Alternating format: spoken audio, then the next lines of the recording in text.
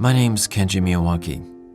When I was with Sega AM2, I did the main character design for Shenmue and drew the illustrations for Shenhua and other characters.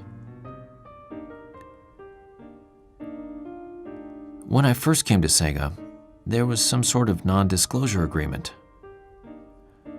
So, I didn't hear anything about the actual game. At that time, I was working at a bookstore specializing in manga, dreaming of becoming a comic artist, when an acquaintance asked if I wanted to try drawing some art for a video game. I didn't know anything about the game then and asked him to tell me more, but all he said was, "Yeah, all I can tell you is it sounds like the game is Chinese themed." So when I actually got there, I was thrown into this place that was like the pre-game production scenario meeting, with all the Sega directors and other team leaders gathered around. And I was there because they wanted someone to put some impromptu concept designs on paper for the scenarios that they were laying out.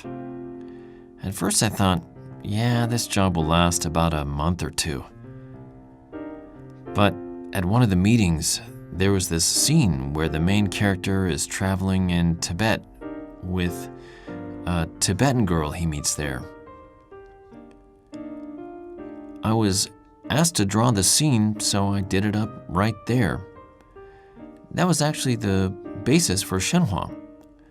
Well, her name wasn't Shenhua yet. But when Yu Suzuki saw it, he really took a liking to it.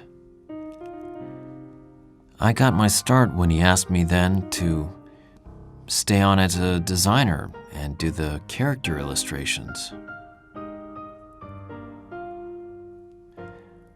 As many fans may already know from the internet, there's a village that was deleted from the final version of Shenmue. The villagers all wore traditional Chinese folk clothing.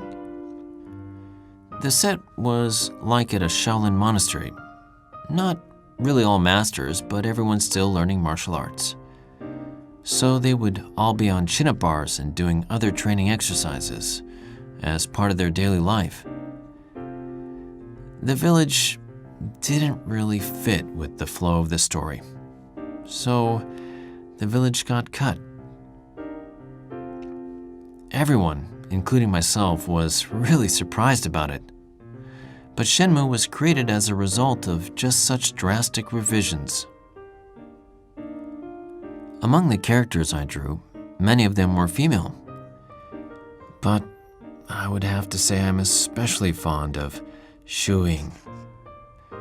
Shuing was imagined as a master of both the Baiji Kwang and Piguakan fighting styles. And on top of that was this cool and beautiful figure with a commanding presence.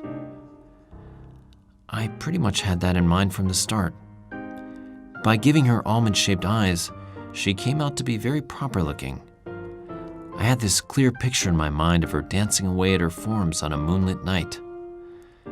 So I made her outfit bright blue like it was reflecting the moonlight. And like that, she was from the early stages on one of the first fully formed characters.